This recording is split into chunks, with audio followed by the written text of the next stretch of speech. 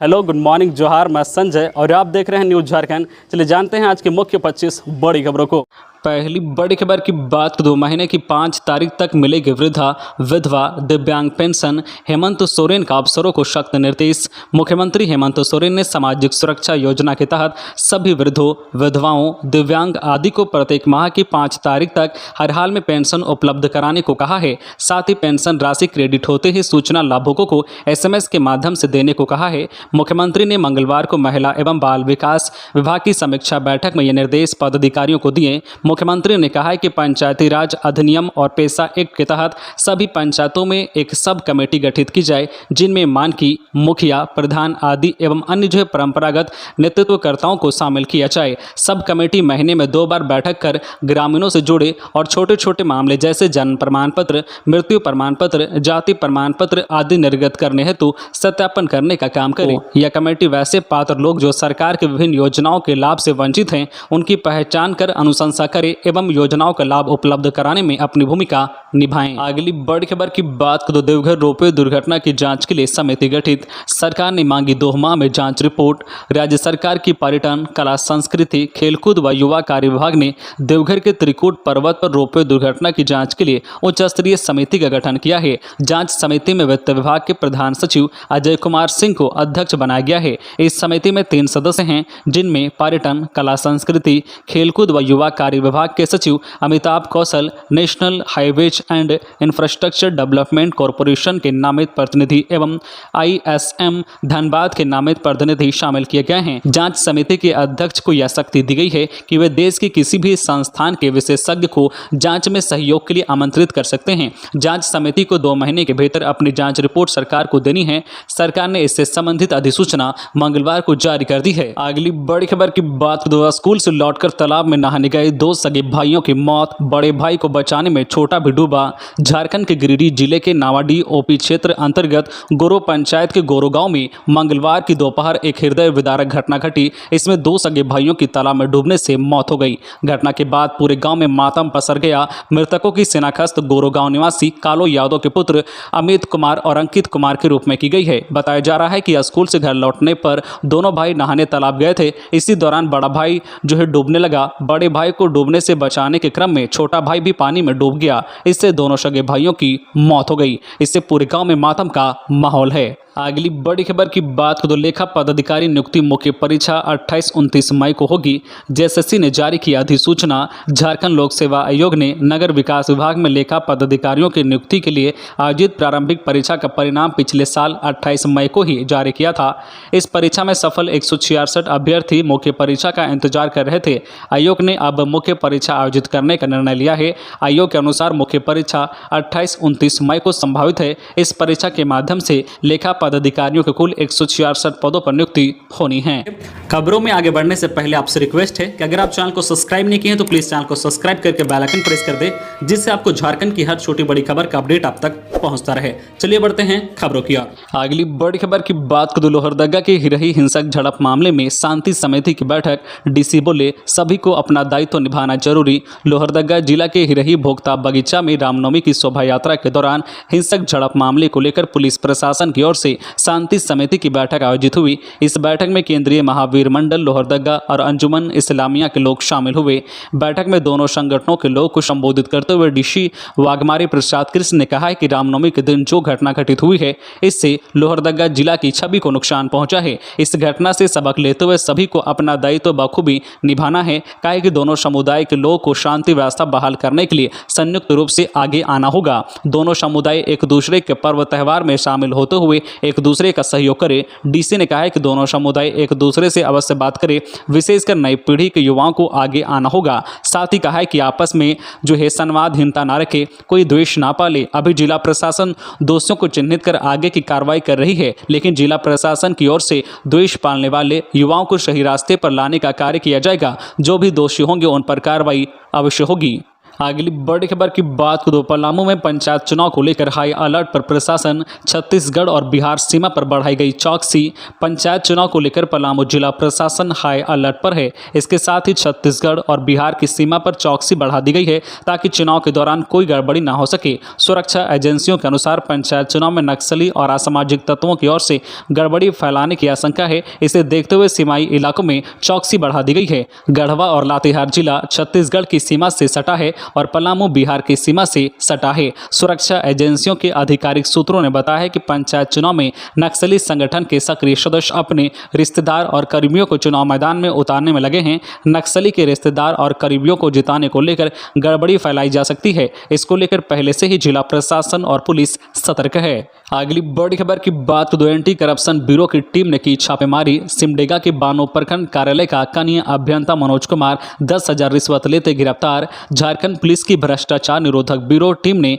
मंगलवार को सिमडेगा जिले के बानो प्रखंड कार्यालय के कनीय अभियंता मनोज कुमार को 10,000 रुपये रिश्वत लेते रंगे हाथ गिरफ्तार कर लिया है। मनोज कुमार को शिकायतकर्ता सिमडेगा जिले के बानो थाना में गिरदा ओपी क्षेत्र के हुरदा कोहीपट निवासी देवप्रसाद साहू से उक्त रिश्वत की राशि लेते वक्त पकड़ा गया है। मिली जानकारी के अनुसार शिकायतकर्ता देवप्रसाद साहू को मनरेगा योजना से कूप निर्माण का कार्य मिला था, जिसकी प्रकलित राशि 4,47,421 रुपये थी। उक्त राशि से संबंधित आकलन लॉगिन बनाने के एवज में मनोज कुमार ने शिकायतकर्ता से 10,000 रुपये की रिश्वत मांगी थी। देवप्रसाद साहू रिश्वत देना नहीं चाहते थे। उन्होंने इसकी लिखित शिकायत भ्रष्टाचार निरोधक ब्यूरो रांची की टीम से की थी। एंटी करप्शन ब्यूरो रांची ने देवप्रसाद की शिकायत का सत्यापन किया। इसमें जो आरोपों की पुष्टि हुई, जिसके बाद यह कार्रवाई की गई। अगली बड़ी खबर की बात तो एकाएक बदल गया धनबाद का मौसम। छाए बादल और गरजने लगा आसमान। मंगलवार को सुबह से दोपहर तक आग बरसाने वाली धूप से झुलसाने के बाद अब मौसम ने एकाएक अपना रंग बदल लिया। आसमान में बादल छा गए और बादलों से गरजना शुरू कर दिया। एकाएक बदले मौसम के मिजाज से धूप से झुलस रहे लोग को राहत मिली। मौसम विभाग से जारी सूचना में बताया गया है कि झारखंड के आसपास साइक्लोनिक सर्कुलेशन बना हुआ है। साइक्लोनिक सर्कुलेशन के बादल झारखंड से पश्चिम बंगाल और पश्चिमी असम तक फैले हैं। इसके प्रभाव से झारखंड के दक्षिण पूर्वी हिस्से में कहीं कहीं तेज गरज के साथ हल्की बारिश की संभावना जताई गई है। धनबाद और आस पास में भी इसका असर दिख रहा है। साइक्लोनिक सर्कुलेशन के बादल इस और भी आ चुके हैं। बादलों के छोटे छोटे टुकड़े आपस में टकरा रहे हैं, जिससे गरज जैसी स्थिति बन रही है। अगली बड़ी खबर की बात तो नेतरहाट फील्ड फायरिंग रेंज रद्द करने की मांग। 21 अप्रैल से शुरू होगी पद यात्रा, ये है plan. Netarhat field firing range रद्द करने के लिए केंद्रीय जनसंघर्ष समिति लातेहार एवं गुमला ने 21 अप्रैल से टुटुआ पानी गुमला से 25 अप्रैल तक रांची स्थित राजभवन तक पदयात्रा करने का निर्णय लिया है। 21 अप्रैल को पदयात्रा सुबह 7 बजे शुरू होगी। 25 अप्रैल को राजभवन के समक्ष धरना दिया जाएगा और राज्यपाल को ज्ञापन दिया जाएगा। पद यात्रा में प्रभावित क्षेत्र के करीब 200 से अधिक महिला व पुरुष साथी शामिल होंगे। अगली बड़ी खबर की बात तो 200 मिलने से सनसनी। गिरिडीह में 3 दिनों से लापता मां बेटे का शव कुएं से बरामद।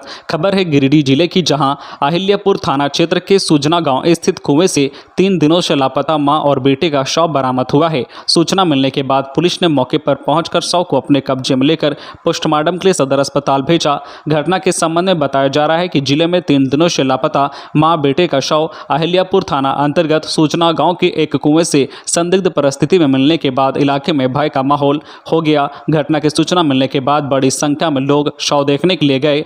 मृतक की पहचान बुधुडी पंचायत के सूजना गांव निवासी हासिम मियां की पत्नी के रूप में हुई है। इधर घटना के बाद मृतका के परिजनों ने ससुराल वालों पर दहेज की खातिर हत्या करने का आरोप लगाया है। अगली बड़ी खबर की बात तो जेएसएससी के परीक्षा प्रणाली में बदलाव। कंप्यूटर आधारित नहीं, अब ओएमआर सीट पर होगी डिप्लोमा प्रतियोगिता परीक्षा।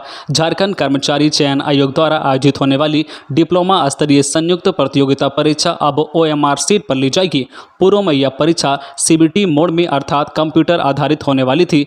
आयोग ने परीक्षा के स्वरूप में बदलाव करते हुए इसकी सूचना जारी कर दी है। डिप्लोमा स्तरीय प्रतियोगिता परीक्षा जून के दूसरे सप्ताह में संभावित है। इस परीक्षा के माध्यम से कनीय अभियंताओं के 1289 पदों पर नियुक्ति होगी। पूर्व में महज 289 पदों के लिए विज्ञापन जारी किया गया था, लेकिन बाद में इससे कई विभागों की रिक्तियां शामिल की गई। इधर राज्य के औद्योगिक प्रशिक्षण संस्थानों में प्रशिक्षण अधिकारियों के 727 पदों की नियुक्ति के लिए मंगलवार से ऑनलाइन आवेदन की प्रक्रिया शुरू हो गई है। इनमें 701 नियमित तथा 26 बैकलॉग पद शामिल हैं। पूर्व में 12 अप्रैल से ही ऑनलाइन आवेदन भरे जाने थे, लेकिन आयोग ने बाद में तिथि बढ़ा दी थी। अगली बड़ी खबर की बात करें तो पूर्व सीएम बाबूलाल मरांडी ने मृतक अर्जुन साव के परिजनों से की मुलाकात। बोले राज्य में कानून व्यवस्था ध्वस्त। भाजपा विधायक दल के नेता शाह पूर्व मुख्यमंत्री बाबूलाल मरांडी मंगलवार को कोडरमा पहुंचे। यहां से वे डोमचांच के सपहे स्थित ढिबरा व्यवसायी मृतक अर्जुन साव के घर पहुंचकर शोक संतप्त परिजनों से मुलाकात की और ढाढ़स बंधाया। इस दौरान श्री मरांडी ने कहा है कि पुलिस पिटाई से मौत की यह घटना काफी दुर्भाग्यपूर्ण है। कायदे से अब तक आरोपी पुलिस वालों की गिरफ्तारी हो जानी चाहिए थी, साथ ही धारा 302 के तहत उन पर केस भी चलाना चाहिए। पुलिस विभाग द्वारा आरोपी पुलिसकर्मियों को केवल सस्पेंड किया गया है। कहा गया है कि राज्य में कानून व्यवस्था ध्वस्त हो गई है, विकास कार्य ठप हो गए हैं। पूर्व सीएम श्री मरांडी ने मृतक अर्जुन साव के आश्रितों में से किसी एक को सरकारी नौकरी और 25 लाख रुपए बतौर मुआवजा देने की मांग राज्य सरकार से की है। अगली बड़ी खबर की बात करें तो जामताड़ा साइबर पुलिस ने चलाया छापेमारी अभियान, 2 साइबर अपराधी गिरफ्तार। जिले की साइबर पुलिस ने अपराधियों के अड्डे पर छापेमारी अभियान चलाया। इसी क्रम में साइबर के गढ़ माने जाने वाले कर्माटांड़ थाना क्षेत्र में छापेमारी की गई। इस दौरान साइबर थाना पुलिस ने 2 अपराधियों को गिरफ्तार किया, वहीं एक अपराधी भाग निकला। गिरफ्तार साइबर अपराधियों का नाम नरेश मंडल और अजय मंडल है, जबकि भागने वाले साइबर अपराधी का नाम रंजीत मंडल है।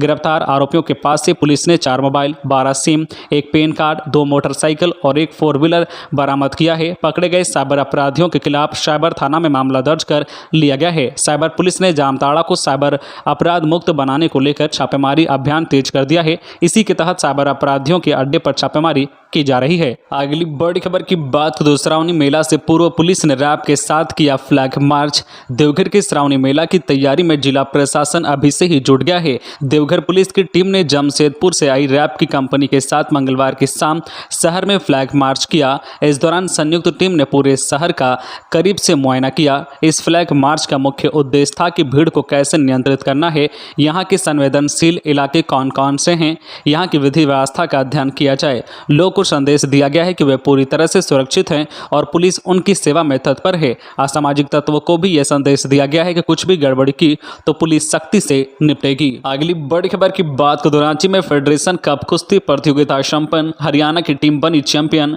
15 अप्रैल से आयोजित की जा रही फेडरेशन कप महिला पुरुष कुश्ती प्रतियोगिता 2022 मंगलवार को संपन्न हो गई। इसमें हरियाणा की टीम का दबदबा रहा। टीम चैंपियनशिप के साथ कई स्पर्धाओं में हरियाणा की टीम नंबर 1 पर रही। टीम चैंपियनशिप में भी हरियाणा की टीम अव्वल रही। रांची के होटवार स्थित मेगा स्पोर्ट्स कॉम्प्लेक्स में 15 अप्रैल से 2 कुश्ती प्रतियोगिता आयोजित की जा रही थी। इस 5 दिवसीय कुश्ती प्रतियोगिता मंगलवार 19 अप्रैल को समापन हो गया। इस आयोजन में देश के कई राज्यों के रेसलर पहुंचे थे और 30 अलग अलग श्रेणी में गोल्ड मेडल जो है दांव पर थे। इसके लिए पहलवानों के बीच जबरदस्त दांव पेच देखने को मिला। इस चैंपियनशिप में शानदार प्रदर्शन करने वाले खिलाड़ियों को राष्ट्रीय और अंतर्राष्ट्रीय प्रतियोगिताओं में खेलने का मौका मिलेगा। अगली बड़ी खबर की बात तो हजारीबाग में बढ़ रही आगजनी की घटनाएं। अग्निशमन विभाग ने चलाया जागरूक अभियान। जिले के अग्निशमन विभाग गर्मी को देखते हुए आम लोगों को जागरूक करने के लिए पम्पलेट का सहारा ले रहा है। दरअसल हजारीबाग और इसके आसपास के क्षेत्रों में इन दिनों आगजनी की कई घटनाएं बढ़ी हैं, जिससे लोगों के काफी नुकसान हो रहा है। इसे देखते हुए हजारीबाग अग्निशमन विभाग ने ग्रामीण क्षेत्रों के अलावा शहरी क्षेत्र में भी लोगों को जागरूक करना शुरू कर दिया है। विभाग ने गर्मी के समय रसोई घर में खास ध्यान रखने को कहा है।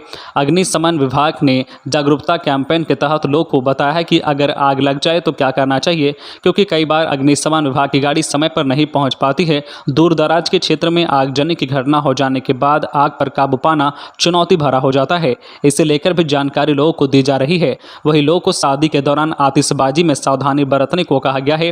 विभाग के कर्मियों ने कहा है कि आतिशबाजी से निकलने वाली चिंगारी खेत खलिहान में जा गिरती है, जिससे आगजनी की बड़ी घटना घट जाती है। इसके अलावा बच्चे जो है खेल खेल में ऐसा काम कर जाते हैं जिससे घरों में आग लग जाती है। अगली बड़ी खबर की बात करें तो बीजेपी विधायक समरीलाल की सदस्यता समाप्त करने की मांग हुई तेज। राज्यपाल से मिले कांग्रेस और जेएमएम के शिष्टमंडल। जाति प्रमाण पत्र को लेकर विवादों में फंसे बीजेपी विधायक समरीलाल की सदस्यता समाप्त करने की मांग तेज हो गई है। मंगलवार को झारखंड कांग्रेस कमेटी के अध्यक्ष राजेश ठाकुर के नेतृत्व में कांग्रेस और झामुमो के शिष्टमंडल राज्यपाल रमेश बैस से मिले और कांके विधायक समरीलाल की सदस्यता तत्काल समाप्त करने की मांग की। अगली बड़ी खबर की बात करो, जंगल के रास्ते घर लौट रहे अधेड़ को जंगली हाथी ने कुचलकर मार डाला, पत्नी को मिला मुआवजा। रांची जिले के नगड़ी थाना क्षेत्र के जाराटोली गांव के समीप जंगल में सोमवार की रात को जंगली हाथी ने जाराटोली निवासी 55 वर्षीय चेता उरांव को कुचलकर मार डाला। इसकी सूचना मंगलवार को मिलते ही नगड़ी पुलिस और वन विभाग के अधिकारी गांव पहुंचे और मृतक चेता उरांव का पंचनामा तैयार कर पोस्टमार्टम के लिए रिम्स भेज दिया। इधर वन विभाग के अधिकारियों ने मृतक की पत्नी लीला देवी को मुआवजे के रूप में 25,000 रुपए सहायता राशि दी। मिली जानकारी के अनुसार मृतक चेता उरांव रविवार को ही मेहमानी चिनारो गांव गया था और सोमवार की रात लगभग 10 बजे जंगल के रास्ते पैदल वापस अपने गांव की ओर आ रहा था। इसी दौरान अपने झुंड से बिछड़ा जंगली हाथी उसे जंगल में मिल गया। हाथी ने सूंड से उसे पटक पटक कर पैरों से कुचल कर मार दिया। अगली बड़ी खबर की बात करें, साहिबगंज में स्वास्थ्य मेले का आयोजन, लोगों के स्वास्थ्य के प्रति किया जाएगा जागरूक। जिले में बेहतर स्वास्थ्य सुविधा मुहैया कराने के उद्देश्य से स्वास्थ्य मेले का आयोजन किया गया है। जिले के सभी 9 प्रखंडों में 18 अप्रैल से स्वास्थ्य मेले आयोजित किए जा रहे हैं। इसी क्रम में 22 अप्रैल को साहिबगंज सदर अस्पताल में मेले का आयोजन किया गया है। मेले का शुभारंभ डीसी रामनिवास यादव ने किया। मौके पर डीसी ने विभिन्न स्टॉलों का भी जायजा लिया। उन्होंने स्टॉलों में तैनात कर्मचारियों से लोगों के बेहतर स्वास्थ्य जांच का निर्देश दिया। साथ ही कलेक्टर सैंपल जांच के लिए आगे भेजने को कहा। अगली बड़ी खबर की बात करें, झारखंड के किसान खेतों में करेंगे नैनो यूरिया का प्रयोग, बढ़ेगा उत्पादन, ड्रोन से स्प्रे का ट्रायल रहा सफल। झारखंड के पूर्वी सिंहभूम समेत सभी जिलों के खेतों में पहली बार नैनो यूरिया का प्रयोग किया जाएगा। अब तक खेतों में दानेदार यूरिया का इस्तेमाल होता था। इस बार लिक्विड यूरिया नैनो यूरिया का उपयोग कर न केवल उत्पादन में बढ़ोतरी की जाएगी बल्कि जमीन की उर्वरा शक्ति कायम रहेगी। आपको बता दें कि उन्नत खेती के लिए बहरागोड़ा में बतौर ट्रायल ड्रोन से नैनो यूरिया के छिड़काव का प्रयोग स्प्रे के माध्यम से किया गया। अपने तरह का यह पहला प्रयोग है जो न केवल सफल रहा बल्कि बेहतर परिणाम भी हैं। इससे अच्छा उत्पादन हो रहा है। अगली बड़ी खबर की बात करें, हेमंत सोरेन सरकार छोटे उद्यमों को देगी 23 करोड़। केंद्र और राज्य सरकार के संयुक्त प्रयास से शुरू हो रहे वन डिस्ट्रिक्ट वन प्रोडक्ट एक जिला एक उत्पाद कार्यक्रम के तहत विभिन्न जिलों के लिए चयनित उत्पादों में राज्य सरकार फिलहाल संशोधन के लिए तैयार नहीं है। इस संदर्भ में केंद्रीय मंत्रालय ने कई जिलों में एक जैसे उत्पाद के आधार पर कुछ उत्पादों को बदलने के सुझाव दिए थे। मुख्य सचिव की अध्यक्षता में आयोजित हुई पावर कमेटी ने फिलहाल उन्हीं उत्पादों पर फोकस करने का निर्णय लिया है जो पहले से चयनित हैं और जिनके लिए जिलों में प्रशासनिक तैयारियां पूरी हो चुकी है। कमेटी ने विभिन्न माध्यमों से प्राप्त 634 लाभुकों के प्रस्ताव को स्वीकृति दी, जबकि 250 के करीब आवेदन अस्वीकृत कर दिए गए। प्राथमिक चरण में इन लाभुकों को बीज और छोटे उपकरणों की खरीद के लिए 2.25 करोड़ रुपए दिए जाएंगे। अगली बड़ी खबर की बात करें, झारखंड में 1000 करोड़ का घोटाला, सीबीआई जांच क्यों नहीं, झारखंड हाईकोर्ट में सुनवाई। झारखंड हाईकोर्ट ने लैंड पैक्स धान खरीद की राशि में हुए घोटाले के मामले में सुनवाई करते हुए मुख्य सचिव से जवाब मांगा है। अदालत ने मुख्य सचिव से कई सवाल पूछा है। अदालत ने कहा है कि जब धान खरीदारी में वर्ष 2011-12-13 में घोटाला हुआ था तो 2 साल बाद 2015 में प्राथमिकी दर्ज करने का आदेश क्यों दिया गया, इसमें देरी क्यों हुई, मामले में किसकी संलिप्तता है। पूरे राज्य में जब 1000 करोड़ से ज्यादा का घोटाला हुआ है तो इसकी जांच सीबीआई को क्यों नहीं दी गई। अदालत ने सरकार के एक संकल्प का हवाला दिया है। इसमें कहा गया है कि अगर कोई घोटाला 1000 करोड़ से ज्यादा होता है तो सरकार को इसकी जांच सीबीआई को सौंप देनी चाहिए। इस मामले में 28 अप्रैल को सुनवाई होगी। तो ये थी आज की झारखंड की टॉप बड़ी खबरें। इसी तरह झारखंड की हर छोटी बड़ी खबर देखने के लिए आप हमारे चैनल न्यूज झारखंड चैनल को सब्सक्राइब करके बेल आइकन प्रेस कर दीजिए, जिससे आपको झारखंड की हर छोटी बड़ी खबर का अपडेट आप तक पहुंचता रहे। तो आज के लिए बस इतना ही, हमें दीजिए इजाजत, फिर मिलते हैं नेक्स्ट न्यूज में।